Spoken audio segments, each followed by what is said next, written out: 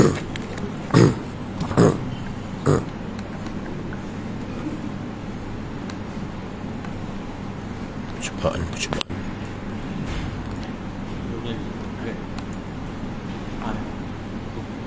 Percubaan. Tak nyala. Astaghfirullahalazim, astaghfirullahalazim, astaghfirullahalazim alladzi la ilaha illa huwa. InsyaAllah untuk memberkati kuliah maghrib kita pada malam ini, marilah bersama-sama kita memulakan ianya dengan Ummul Kitab Al-Fatihah. A'udzu billahi minasyaitonir rajim. Bismillahirrahmanirrahim. Alhamdulillahi rabbil alamin. Ar-Rahmanir Rahim. Maliki yaumiddin. Iyyaka na'budu wa iyyaka nasta'in. Ihdinas siratal mustaqim. Siratal ladzina an'amta 'alaihim ghairil maghdubi 'alaihim waladdallin. Amin. A'udzu billahi minasyaitonir rajim. Bismillahirrahmanirrahim. Innal hamdalillah nahmaduhu wa nasta'inuhu wa nastaghfiruh. Wa na'udzu billahi min syururi anfusina wa min sayyiati a'malina. Man yahdihillahu fala mudilla lahu wa man yudlil falan tajida lahu waliyyan mursyida. Ashhadu an la ilaha illallah wahdahu la syarika lah wa ashhadu anna Muhammadan abduhu wa rasuluh. Subhanaka la ilma lana illa ma 'allamtana innaka antal alimul hakim. Rabbi shrah li sadri wa yassir li amri wahlul 'uqdatam min lisani yafqahu qawli. Amma ba'du. Harus ditanam semangat muhibbah agar ukhuwah menjadi kukuh. Kuliah maghrib pada malam yang penuh barakah dan kemuliaan ini, Ustaz mulakan dengan kalimat thayyibah.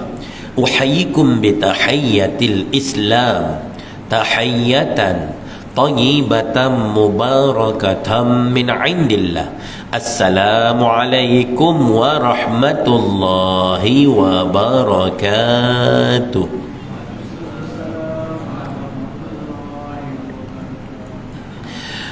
Yang Ustaz muliakan Al-Fadil Tuan Imam, barisan Tuan-Tuan Imam, barisan Tuan-Tuan Bilal, seluruh ahli jawatankuasa Surau An-Nur Seksyen 20 Shah Alam yang diketuai oleh Tuan Pengerusi Surau, tuan-tuan guru, para alim ulama, para asatizah, para ilmuwan, para cendekiawan, para pencinta-pencinta ilmu, para pencinta kepada majlis-majlis ilmu, muslimin muslimat, hadirin hadirat sidang jemaah yang merupakan bakal-bakal penghuni syurga yang dirahmati oleh Allah dan disayangi oleh nabinya Muhammad sallallahu alaihi wasallam.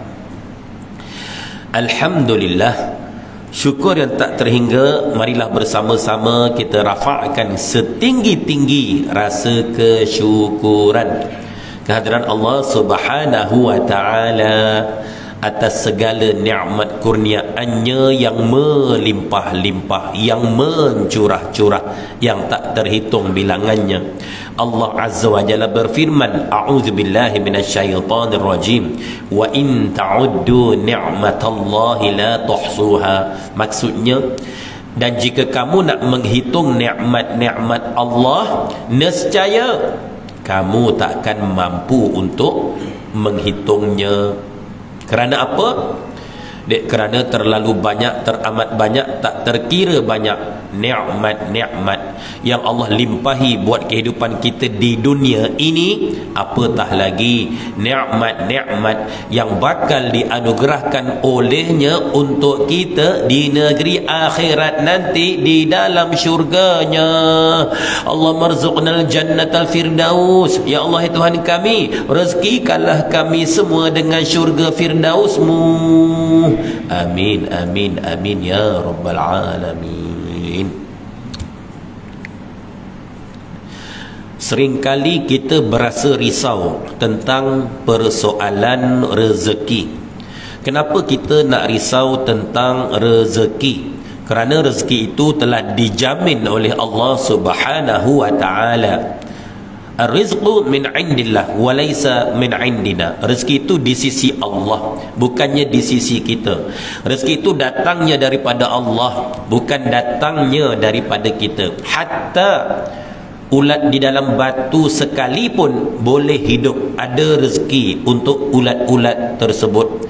Burung-burung waktu pagi keluar daripada sarangnya, terbang berkilometer-kilometer jauh, sebaik saja menjelang senja pulang semula ke pangkuan sarangnya, membawa makanan berupa ulat-ulat dan juga bijirin untuk anak-anak sang burung tersebut. Ada rezeki untuk burung-burung. Hatta seluruh haiwan yang melata di daratan dan di lautan telah ditentukan rezeki semua makhluk-makhluk ini oleh Allah Subhanahu wa taala.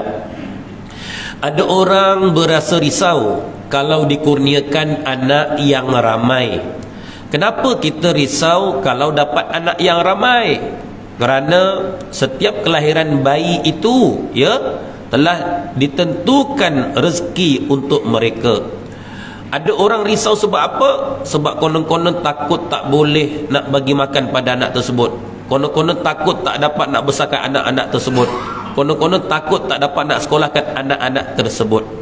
Ketika mana kita berada dalam rahim ibu kita hari yang ke-120 ataupun 4 bulan, waktu itu telah dicatat untuk kita tentang rezeki kita, telah dicatat untuk kita tentang jodoh kita, telah dicatat untuk kita tentang ajal maut kita, telah dicatat untuk kita tentang untung nasib baik ataupun sebaliknya.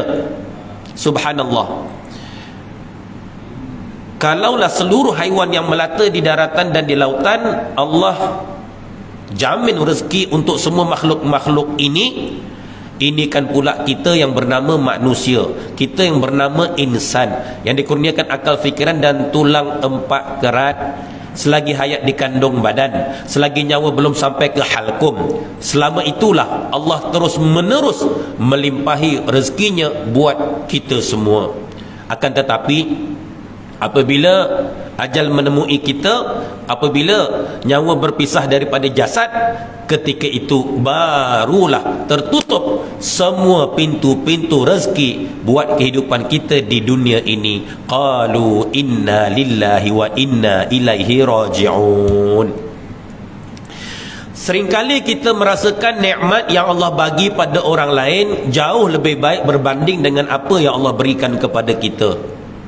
Orang lain Allah Ta'ala kurniakan kepada mereka kediaman mewah, mahligai, banglo, semidi banglo, kondominium dan sewaktu dengannya. Kita pula hanya memiliki rumah teres 1 tingkat ataupun rumah kampung. Jadi kita merasakan nikmat yang Allah bagi pada orang itu jauh lebih baik berbanding dengan apa yang Allah berikan kepada kita.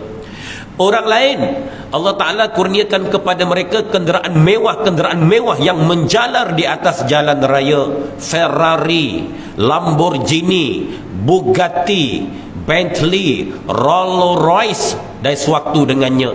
Kita pula hanya memiliki kenderaan Pro 2 Myvi atau Viva atau Exia. Jadi kita merasakan nikmat yang Allah bagi pada orang itu jauh lebih baik berbanding dengan apa yang Allah berikan kepada kita.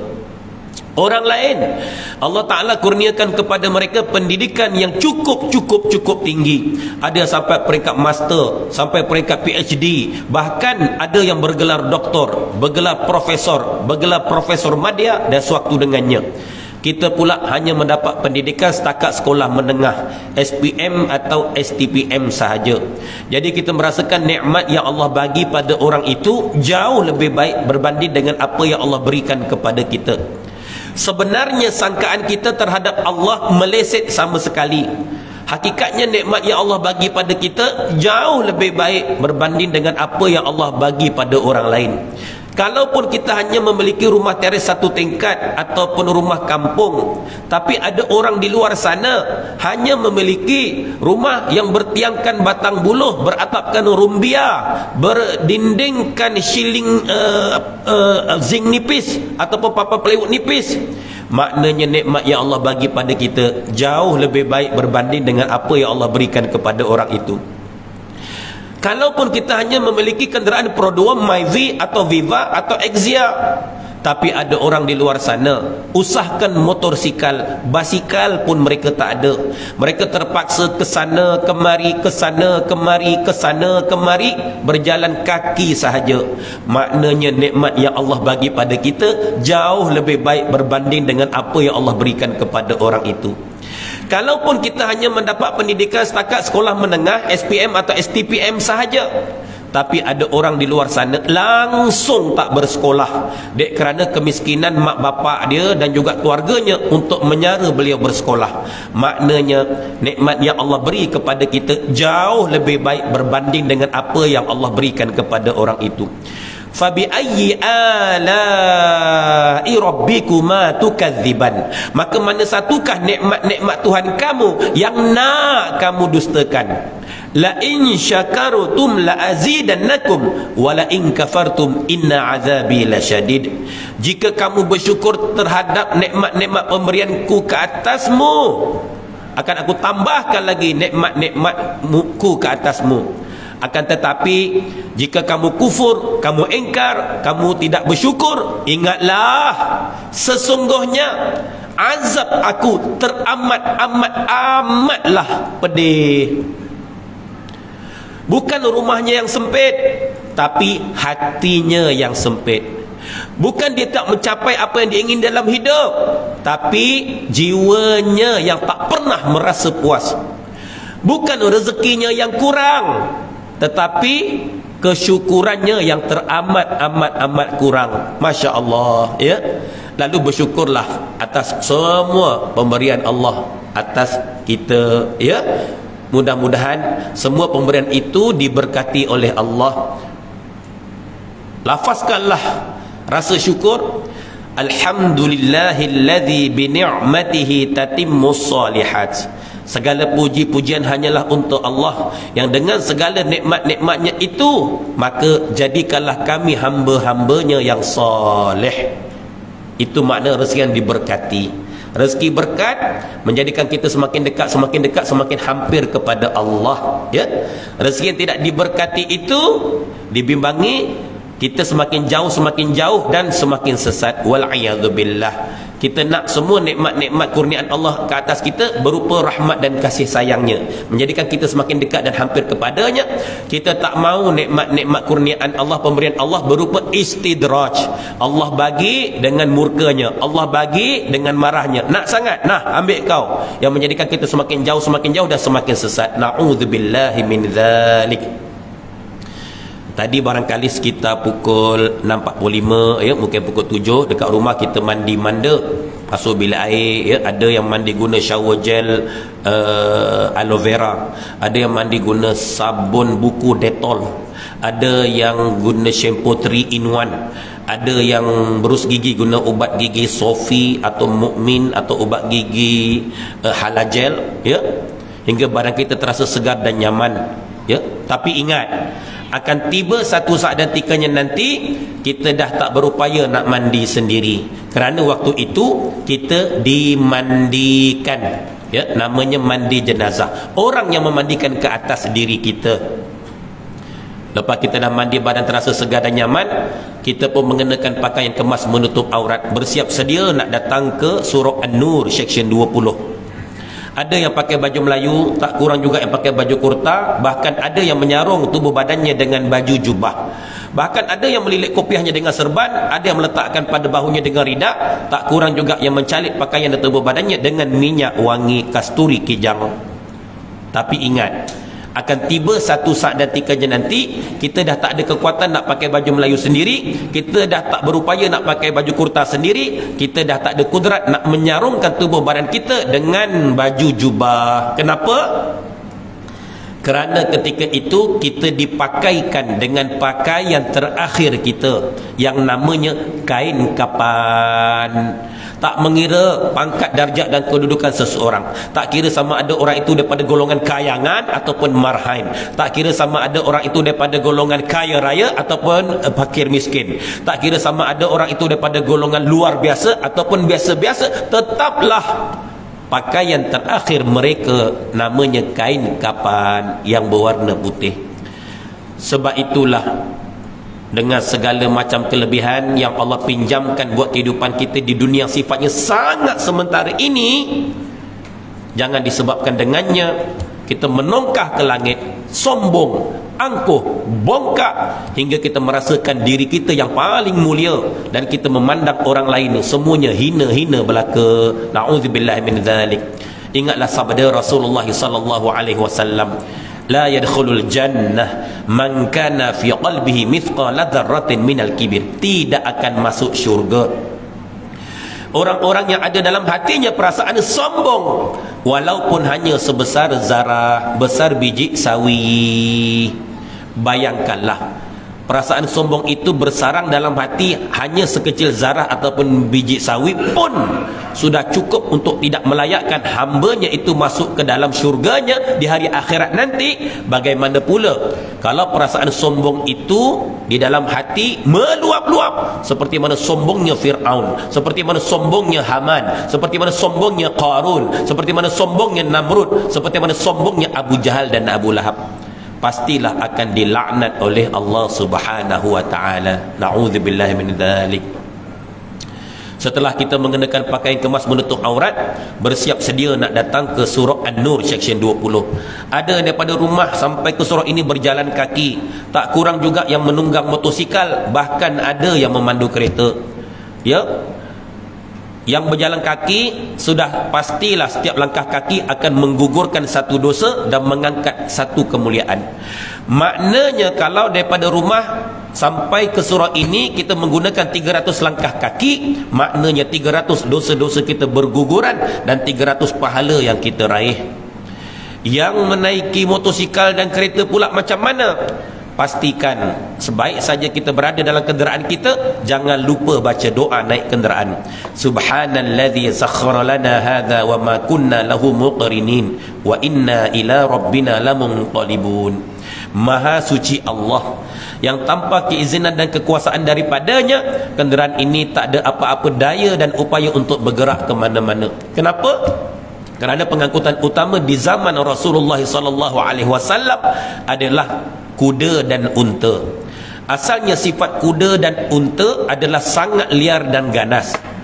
Siapa yang menjinakkan hati-hati kuda dan unta tadi untuk mematuhi semua arahan tuannya, untuk membawa tuannya ke mana-mana sebagaimana yang diarah? Allah Subhanahu wa taala. Tanpa izin Allah, kuda dan unta pasti tak akan mematuhi, tak akan mengikuti semua arahan-arahan daripada tuannya. Begitu juga kenderaan yang kita naiki hari ini. Tanpa izin Allah, motosikal dan kereta tak dapat dihidupkan enjin. Tanpa izin Allah, barangkali on the way nak sampai ke surau ini, di pertengahan jalan breakdown, ya. Kereta kita mungkin tayarnya pancit, kereta kita mungkin enjinnya berasap, ya. Jadi kita sampai ke sini dengan selamat, semuanya dengan keizinan Allah Subhanahu wa taala. Alhamdulillah, ya, masya-Allah. Ingat, sesungguhnya kenderaan-kenderaan kita itu akan menjadi saksi di hadapan Allah tentang apa yang telah kita perguna kenderaan tersebut waktu hidup dekat dunia dulu. Katalah orang itu dekat dunia dia memiliki kereta BMW 7 Series, the latest model.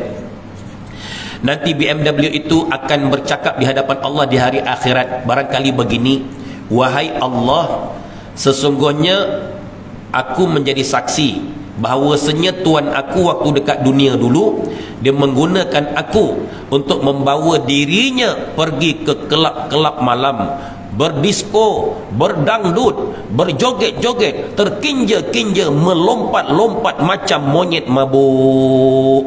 Maka sengsaralah pemilik BMW itu nanti di hari akhirat.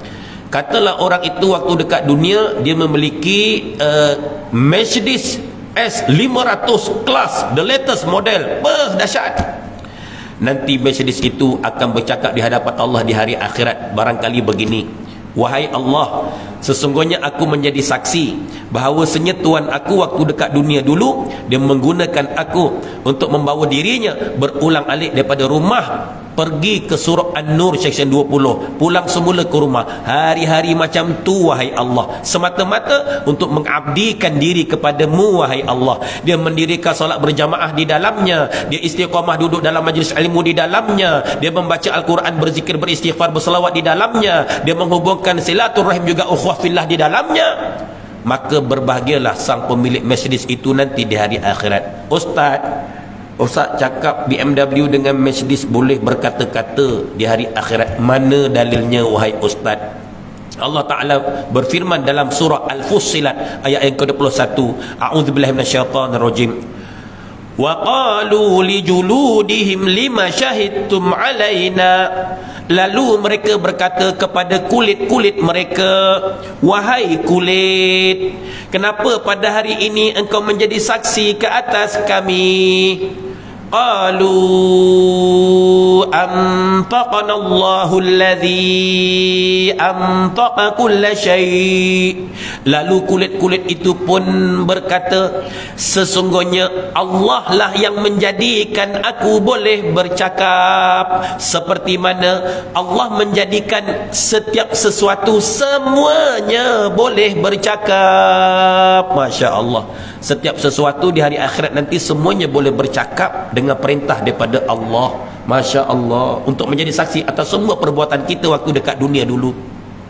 Dalam surah Yasin Allah Ta'ala berfirman, a'udzubillahi minasyaitonirrajim, al-yawma nakhtimu ala afwahihim. Pada hari itu aku kunci mulut-mulut mereka, wa tukallimuna aydihim. Lalu bercakaplah tangan-tangan mereka, wa tashhadu arjuluhum. Dan menjadi saksilah kaki-kaki mereka, bima kanu yaksibun. Dengan apa yang telah mereka usahakan, mereka kerjakan, mereka lakukan waktu dekat dunia dulu.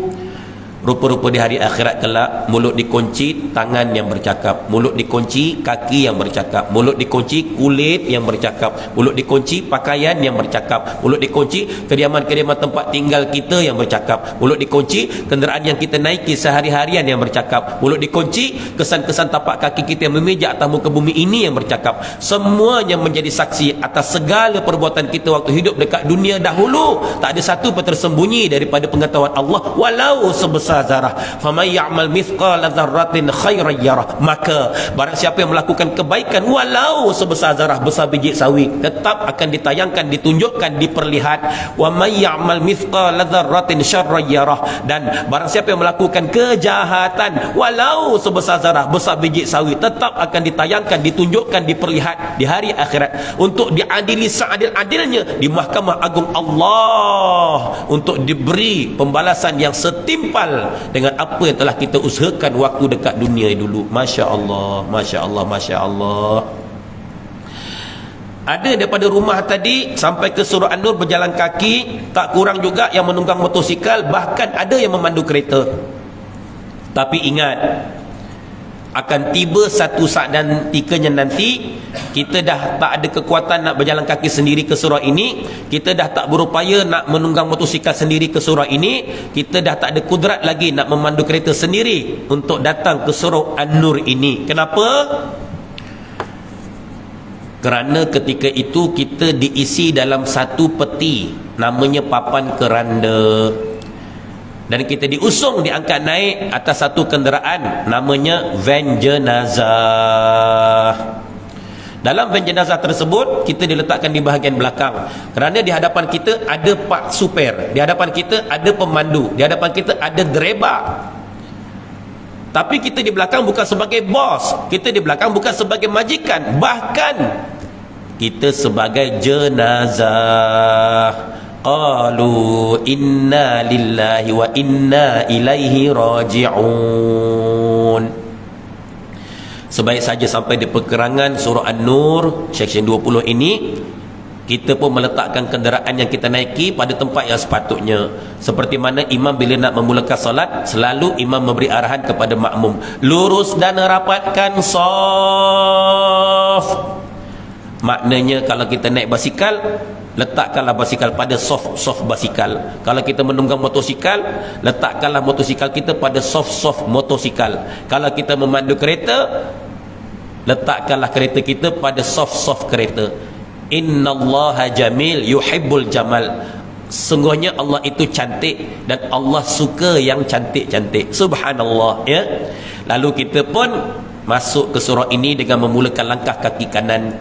Kita membaca doa, Allahumma ftahli abwaba rahmatik. Ya Allah, bukakanlah untukku pintu-pintu kerahmatan. Ya.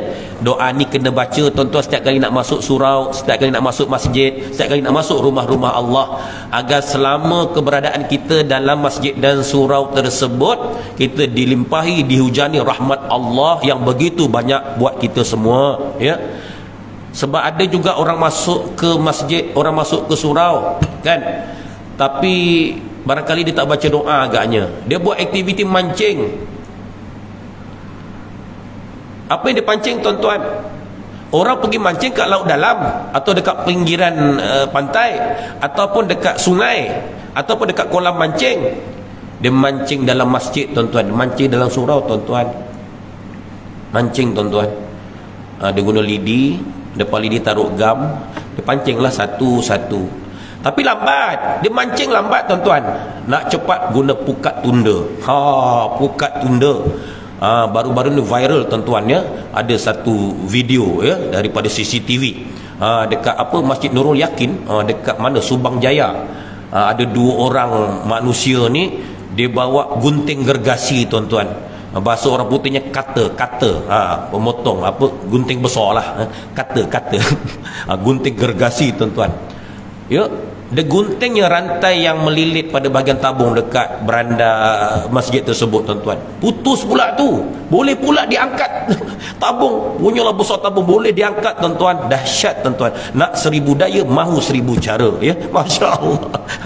Tapi yang positif, tuan-tuan, jangan patah tu tempat-tempat yang macam ni, tuan-tuan. Masya Allah. Tu pukat tunda namun juga.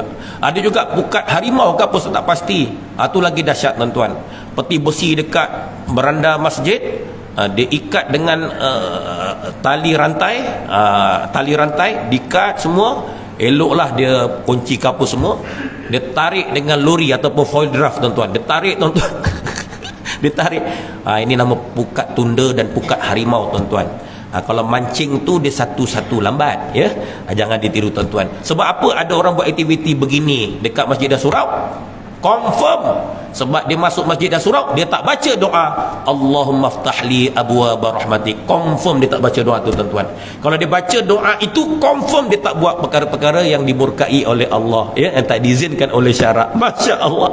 Jadi pastikan setiap kali kita nak melangkah masuk ke dalam rumah-rumah Allah, dengan langkah kaki kanan, bacalah doa Allahumma ftahli abwaba rahmatik. Ya Allah, bukakanlah untukku pintu-pintu kerahmatan. InsyaAllah kita tak akan tersasar, kita tak akan terpesong, kita akan dipandu dan dilindungi, insya-Allah, ya. Allahu akbar, subhanallah. Baik, bila kita dah masuk dalam rumah-rumah Allah, pastikan kita berniat nawaitul i'tikafa fi hadzal masjid lillahi taala, ya. Jangan pula nawaitul i'tikafa fi hadzal masjid rakaataini, tertambah pula rakaataini, tuan-tuan. Jangan, tu sembahyang, tuan-tuan. Ini niat i'tikaf. Saja aku beriktikaf dalam masjid ini kerana Allah Subhanahu taala, masya-Allah, ya. Dengan niat tersebut, kalau kita berada selama tempoh 2 jam setengah dalam masjid tersebut, maka selama tempoh 2 jam setengah itulah dicatat untuk kita pahala ibadah yang namanya i'tikaf. Tapi disebabkan kita tak berniat langsung iktikaf pada peringkat awal tadi, maka selama tempoh 2.5 jam itulah kita terlepas satu pahala ibadah yang namanya iktikaf, ya.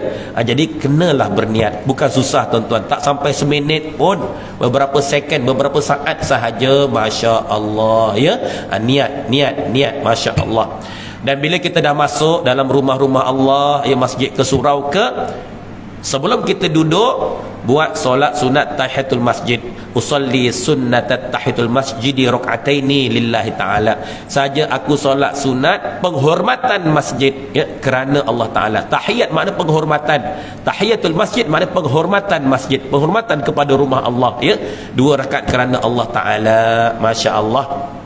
Kecuali kita sampai-sampai imam dah memulakan solat, waktu tu terus aja follow imam, tak perlu lagi kita buat solat sunat tahiyatul masjid, masya-Allah, ya. Kerana apabila bertemu antara yang fardu yang sunat, utamakan yang fardu, masya-Allah, ya. Itu antaranya. Macam tengah hari tadilah khutbah Jumaat, kan dia ada adab bertamu dalam keadaan kita berpuasa macam mana. Tengok, kalau kita puasa sekadar puasa sunat dan bimbang mengguris hati tetamu yang datang, kita tuan rumah kita puasa, tamu tak puasa, kita hidang makanan tapi kita tak makan, bimbang mengguris hati, maka diharuskan kita berbuka puasa ketika itu, ya. Masya-Allah. Kerana memuliakan tetamu itu, ya, hukumnya lebih utama lagi, lebih besar. Nabi SAW bersabda, man kana yu'minu billahi wal yawmil akhir falyukrim dhaifahu. Barang sesiapa yang beriman dengan Allah dan hari akhirat, maka hendaklah dia memuliakan tetamunya, ya, memuliakan tetamunya, masya-Allah, ya, masya-Allah, masya-Allah. Begitu juga, ya, kalau kita tadi kita sebagai tuan rumah, ni kita puasa tapi ada jemputan open house ke apa, itu ini dan sebagainya, kan. Jadi kita penuhilah jemputan. Andai kata kita berpuasa, kita doakan kesejahteraan, keampunan untuk tuan rumah tadi. Tapi andai kata kita tak berpuasa, makanlah, ya. Tapi tengok keadaan lah. Kalau kita nak berbuka pun tak ada masalah, harus. Apatah lagi kalau disebabkan kita berpuasa tadi tak makan bersama-sama tuan rumah, menyebabkan tuan rumah mungkin tergurih perasaannya, tersinggung dan sebagainya, maksud tu harus kita berbuka. Kecuali kalau puasa yang fardu, apa dia, puasa qada ataupun puasa nazar, ya, itu jangan buka pula. Itu haram kita berbuka dengan sengaja. Kalau puasa sunat ada keharusan dalam keadaan-keadaan tertentu. Subhanallah, subhanallah, subhanallah. Baik, lepas tu kita pun solat berjamaah, ya. Sebentar tadi bersama imam kita solat maghrib, masya-Allah. Nabi SAW bersabda, salatul jamaah afdal min salatil fardi bi 70 wa 20 darajah, ya. Sembahyang berjamaah itu lebih utama berbanding dengan sembahyang seorang diri, dengan dilipat kali gandakan pahalanya sebanyak 27 kali lipat, ya. masya-Allah. Kita lazimi solat berjamaah walau di mana juga kita berada. Hatta kita berhari raya, kita banyak mungkin bermusafir, ya, outstation, ya, tempat yang jauh, barangkali nak menghubungkan silaturahim. Jadi dekat tengah-tengah highway, bila nak sampai waktu kita pun singgah dekat RNR, rawat dan rehat, ke rehat dan rawat, kan. Kita pun singgahlah ke surau yang ada di situ, ya. Anehnya kita dapati ramai yang solat di situ tepi dinding. Tepi dinding kan. Ustaz lu mikir kenapa ramai tepi-tepi dinding, ya, tengah kosong. Kadang-kadang lah, kan. Baru Ustaz faham, oh, dia nak elakkan diri daripada kena jadi imam. Kalau tengah-tengah nanti orang datang selalu Allahu Akbar, nak tak nak terpaksa jadi imam, terpaksa jadi imam, rela tak rela, suka tak suka, mau tak mau, terpaksa jadi imam. Tapi bila dia berdiri betul-betul tepi dinding semua jadi kita nak menyelit macam mana, ya. Subhanallah, subhanallah, ya. Itu antaranya.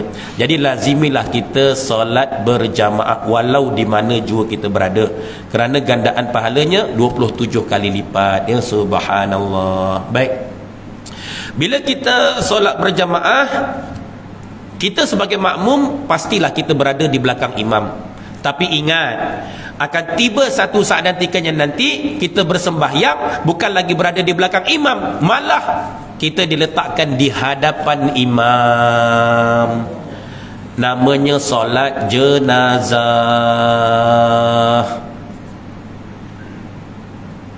Alangkah indahnya kalau mengimamkan jenazah kita ketika itu anak-anak kita. Alangkah bahagianya kalau mengimamkan jenazah kita ketika itu cucu-cucu kita. Alangkah indah dan berbahagianya kalau mengimamkan jenazah kita ketika itu zuriat keturunan kita. Qala Rasulullah sallallahu alaihi wasallam, "Idza mata banu Adam faqad inqata amaluhu illa min thalath." Apabila mati anak Adam, maka terputuslah semua amalan-amalannya kecuali 3 perkara. Pertama, sedekatun jariyah, sedekah jariah. Kedua, ilmu yantafi'u bih, ilmu bermanfaat. Yang ketiga, waladun salih yad'ulah, anak-anak yang saleh yang mendoakan kedua orang tuanya. 3 ini saja yang kita bawa bersama, yang berterusan dia punya pahala mengalir untuk kita walaupun kita dah berada di alam barzah. Selebihnya semua terputus, semuanya terhenti. Subhanallah, ya. Dan seringkali kita nampak tagline-tagline, tema-tema, moto-moto tertulis dekat papan tanda, papan iklan, sembahyanglah kamu sebelum kamu disembahyangkan, sembahyanglah kamu sebelum kamu disembahyangkan. Kenapa lahirnya ungkapan-ungkapan seumpama ini? Rupa-rupanya ada manusia atas muka bumi ini seumur hidupnya langsung tak pernah sembahyang, bahkan tak pernah menjejakkan kakinya ke dalam rumah-rumah Allah, masjid dan surau. Tapi apabila ajal menemui dirinya, apabila nyawa berpisah daripada jasadnya, ketika itu suka tak suka, mau tak mau, rela tak rela, dia terpaksa disembahyangkan. Namanya solat jenazah. Rupa-rupanya itulah sembahyang pertama dan terakhir waktu dia berada atas muka bumi Allah. Itu pun bukan dia yang solat, orang yang solatkan ke atas dirinya. Jangan begitu, ya. Oleh itu sebelum kita semua disembahyangkan, terlebih dahulu jagalah solat ini, jagalah sembahyang ini betul-betul, ya. Masya Allah. Kerana sabda Rasulullah sallallahu alaihi wasallam, as-salatu imaduddin, man aqama faqad aqamaddin wa man taraka faqad hadamaddin. Salat itu tiang agama.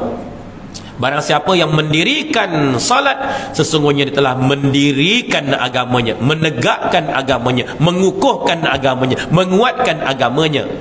Wa man tarakaha faqad hadamaddin. Dan barang siapa yang meninggalkan salat, sesungguhnya dia telah meruntuhkan, merobohkan agamanya. Rupa-rupanya agama ini runtuh, agama ini roboh, agama ini rosak bukan kerana orang lain. Rupanya kerana umat Islam itu sendiri. Sebab apa? Sebab dia tak solat. Dia tak solat. Tapi kalau dia solat, dia jaga solat, Allah Ta'ala sebut apa? Inna salata tanha 'anil fahsya'i wal munkar.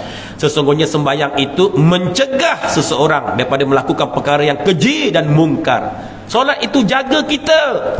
Bila kita jaga Allah, Allah pasti akan jaga kita. Bila kita jaga salat, Allah pasti akan jaga kita.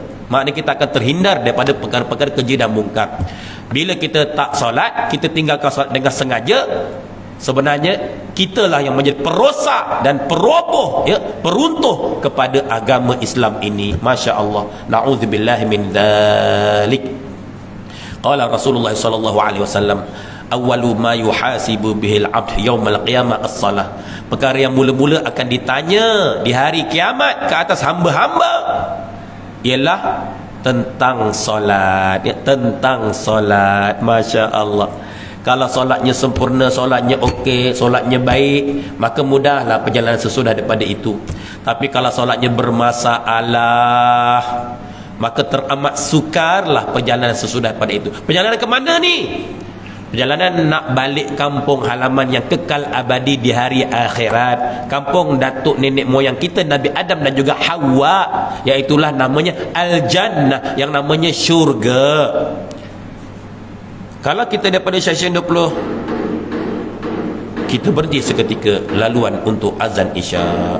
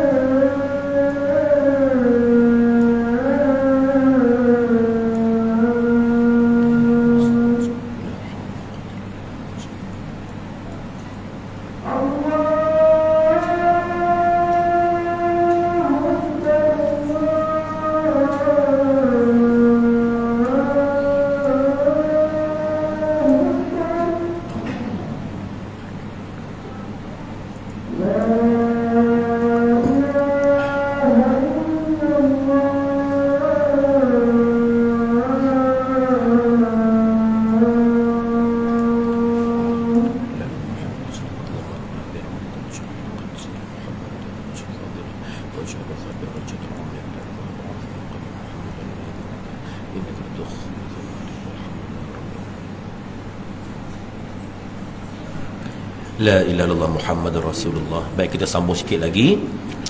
Sebagai contoh, kalau kita daripada section 20, kita nak pergi ke Sabak berenam. Yang lelaki memadai bawa wallet, yang perempuan memadai bawa handbag. InsyaAllah sudah cukup sebagai bekalan, ya? InsyaAllah kita boleh sampai dengan selamat. Tapi kalau kita daripada section 20 nak pergi ke Pasir Gudang Johor, nak pergi ke Kota Baru Kelantan, nak pergi ke Langkawi Perlis, kita terpaksa bawa beg yang besar. Sebab apa? Perjalanan beratus-ratus kilometer dan ambil masa mungkin sehari dua. Tapi kalau kita nak fly ke seberang, nak pergi Indonesia ke, nak pergi Filipina ke, nak pergi Kemboja ke, kita terpaksa bawa bagasi. Bunyi pun dah macam gergasi. Bagasi ni besar sikit pada beg. Maknanya muatan kena lebih lagi. Sebab apa? Perjalanan beribu-ribu kilometer dan ambil masa barangkali berhari-hari atau seminggu dua. Masya Allah. Dulu masa Ustaz kecil-kecil, arwah Atuk Ustaz pernah berkongsi cerita. Atuk Ustaz kata dulu atuk dengan nenek pergi haji naik kapal laut. Naik kapal laut, merentasi lautan Samudra, merentasi lautan Hindi, yang mana dalam tu ada ikan paus biru, ada ikan jerung, ada ikan todak, ada ikan yu. Dan ambil masa lebih kurang 40 hari nak sampai daripada Pelabuhan Kelang sampai ke Pelabuhan Jeddah dekat Saudi sana. Ada jemaah haji yang naik kapal laut waktu itu bawa beras berkampit-kampit. Ada jemaah haji waktu itu naik kapal laut bawa dapur sebab nak masak nasi atas kapal. Ada jemaah haji ketika itu naik kapal laut bawa beralmari-almari pakaian. Sebab apa? Bimbang takut terputus bekalan dekat pertengahan jalan, jadi masalah besar. Itu dekat dunia. Maknanya lagi jauh perjalanan, lagi lama tempoh masa diambil untuk menuju ke sesuatu destinasi di dunia ini, lagi banyak bekalan yang perlu kita bawa bersama supaya kita selamat sampai dengan selesa. Itu di dunia. Macam mana dengan perjalanan hari akhirat nak menuju ke kampung halaman kekal abadi, kampung halaman hakiki kita yang namanya al-jannah, yang namanya syurga. Si Jangkang itu kampung sementara yang kita akan tinggalkan selama-lamanya, persinggahan sementara saja si Jangkang. Jadi usah balik kampung tu raya tak jauh lah, si Jangkang, sekangkang kera dekat. Ada orang lebih dekat lagi, setapak. Sampai terus setapak. Sebab namanya setapak, tuan-tuan. Ustaz gurau saja, tuan-tuan. Subhanallah, ya. Ya Rabb. Ini kan pula perjalanan kita nak menuju ke syurga di hari akhirat, yang entah berapa jauh jaraknya, yang entah berapa lama nak sampai. Allahu a'lam. Allah saja yang maha mengetahui. Disebabkan perjalanan yang sangat jauh, sangat panjang, sangat lama, kita pun tak tahu berapakah jarak dan tempoh masa, Allah saja yang tahu. Memerlukan bekalan yang secukup-cukupnya, memerlukan bekalan yang sebanyak-banyaknya untuk kita bawa bersama agar kita sampai selamat ke kampung halaman yang namanya syurga tadi. Yang mana sekali kita sampai, sekali kita masuk ke kampung itu, khalidina fiha abada, mereka kekal di dalamnya selama-lamanya. Sampai bila Ustaz? Selama-lamanya. Sampai bila Ustaz? Selama-lamanya. Sampai bila Ustaz? Selama-lamanya. Abadan abada. Tak ada penghujung, tak ada pengakhir, tak ada penghabis, tak ada penutup, tak ada penamat, tak ada ending, kata orang Jawanya. Itulah dia syurga. Subhanallah. Dan apakah bekalan yang kita nak bawa ni? Adakah berupa RM? Adakah berupa dolar USD? Adakah berupa pound sterling? Adakah berupa yen? Adakah berupa rial? Adakah berupa rupiah? Adakah berupa bat dan seumpamanya? Tidak, bukan itu. Semuanya bukan. Bukan. Bekalan yang kita nak bawa, satu-satunya bekalan, ya, yang namanya at-taqwa. Inilah satu-satu tiket yang boleh membawa kita masuk ke dalam syurga Allah. Tiket taqwa. Allah Ta'ala berfirman, innal muttaqina fi jannati wa na'im. Sesungguhnya orang-orang yang bertakwa akan dimasukkan ke dalam syurga yang penuh dengan segala macam kenikmatan. Innal muttaqina fi jannati wa uyun. Sesungguhnya orang-orang yang bertakwa akan dimasukkan ke dalam syurga yang terpancar daripadanya air mata air. Nak menggambarkan betapa indahnya syurga untuk hamba-hamba Allah, sebagai pembalasan untuk hamba-hamba Allah yang beriman dan melakukan amal-amal yang saleh. Subhanallah.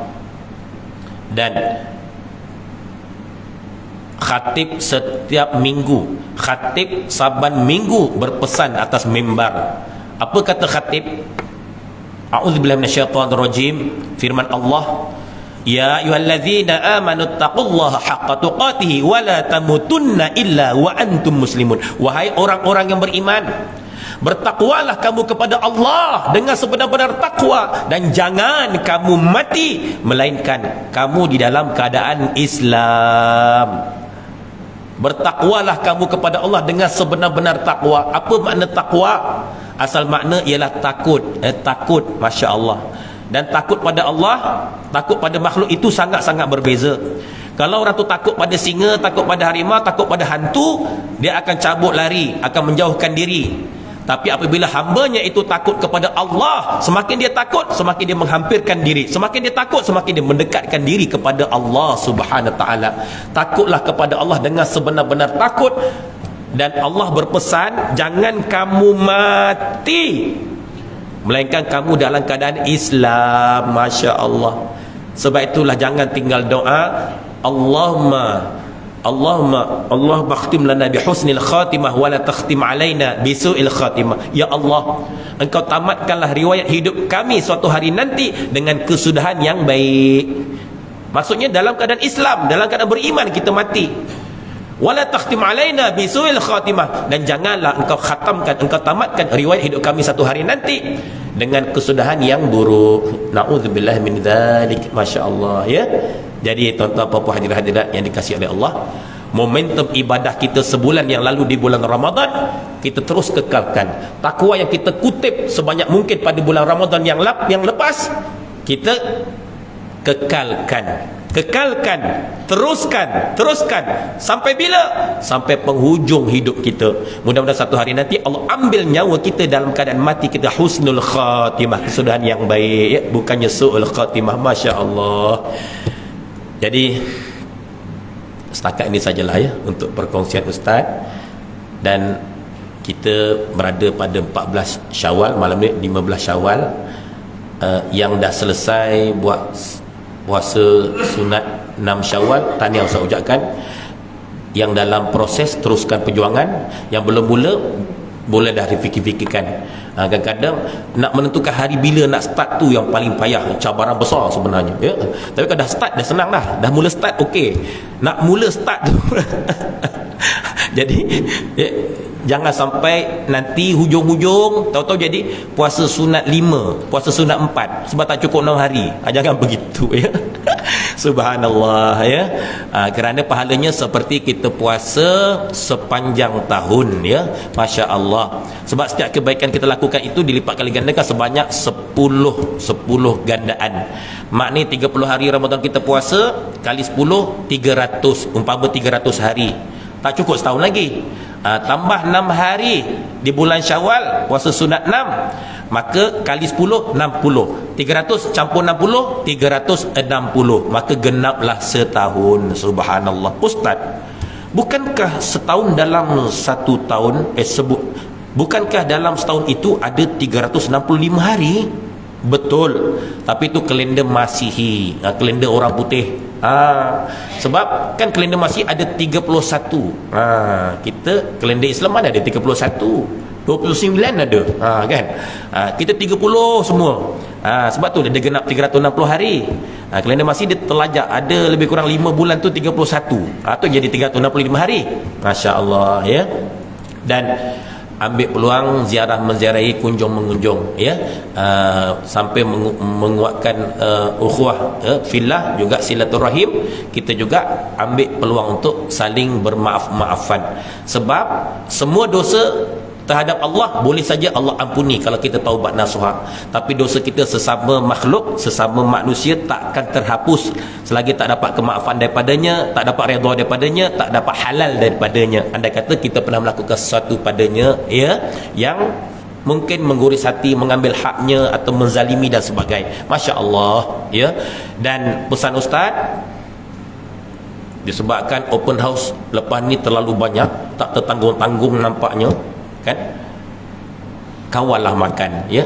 Bersederhanalah dalam pengambilan makanan. Allah Ta'ala berfirman, kulu washrabu wa la tusrifu innahu la yuhibbul musrifin. Makanlah olehmu dan minumlah olehmu, akan tetapi jangan melampaui batas. Maknanya apa? Jangan berlebih-lebihan. Sesungguhnya Allah sama sekali tidak menyukai orang-orang yang melampaui batas, yakni yang berlebih-lebihan. Maknanya kita estimate lah, kita bajet-bajet. Katalah hari ini ada berapa open house, ada berapa jemputan. Kita buat calculation lah. Kita kan dah belajar matematik, kan. Perut kita ni kata boleh menampung berapa kilogram makanan atau berapa tan makanan. Contoh tak sampai begitu. Kita estimate. Jadi setiap rumah tu makan sikit-sikit je, sikit. Jangan sampai tak makan pula. Kecil hati tuan rumah. Sikit-sikit kita anggarkan begitu. Kalau satu hari tu satu rumah je, tak apalah, makan satu pinggan penuh pun okey lah. Tapi kalau hari tu sampai 10 rumah, macam. Jadi bajet-bajet. Sebab kita nak sebagaimana bulan puasa Sumu tasihhu, berpuasalah nescaya kamu sihat. Jadi kesihatan yang kita perolehi dalam bulan Ramadan terus kita kekalkan. Macam mana caranya? Antaranya bersederhana dalam pengambilan makanan. Kerana Nabi SAW pernah bersabda, al-mu'min ya'kulu fi mi'an wahid wal kafir ya'kulu fi sab'ati am'a. Orang mukmin makan dalam satu perut, manakala orang kafir makan dalam 7 perut. Maknanya larangan kita makan berlebih-lebihan atau terlalu banyak. Nabi pernah bersabda, maksudnya subhanallah, tak ada kantong yang lebih buruk pada seseorang anak Adam mengatasi perutnya. Cukuplah dia mengambil beberapa suap makanan untuk menegakkan tulang sulbinya. Jika tidak dapat, jadikan 1/3 daripada perutnya bahagian makanan, 1/3 lagi bahagian minuman, dan 1/3 lagi bahagian udara ataupun pernafasan, ya. Mana kita bersederhana, insya-Allah kita sihat. Wallahu alam. Yang baik datang daripada Allah, yang lemah datang daripada kelemahan diri Ustaz. Dengan izinnya juga, kalau ada sumur di ladang boleh kita tumpang mandi. Kalau ada umur panjang, insya-Allah kita jumpa lagi. Minal aidin wal faizin kullu amin wa antum bi khair. Maaf zahibatin. Ustaz mohon daripada tuan-tuan puan-puan hadirat-hadirat, ya, maaf zahibatin jika selama ini biasalah ada terkasar bahasa, terlanjur kata, tersilap tutur bicara yang mengguris hati dan perasaan dan sebagainya. Harap maafkanlah Ustaz, ya. Ustaz juga dah memaafkan semua abang-abang, kakak-kakak semua, ya, tuan-tuan yang dikasihi, ya, ukhuwah fillah semuanya, ya. Insya-Allah mudah-mudahan kita akan jumpa dalam syurga nanti di hari akhirat kelak. Amin amin amin ya rabbal alamin. Aqulu qali hadza astaghfirullahal azim. Assalamualaikum warahmatullahi wabarakatuh.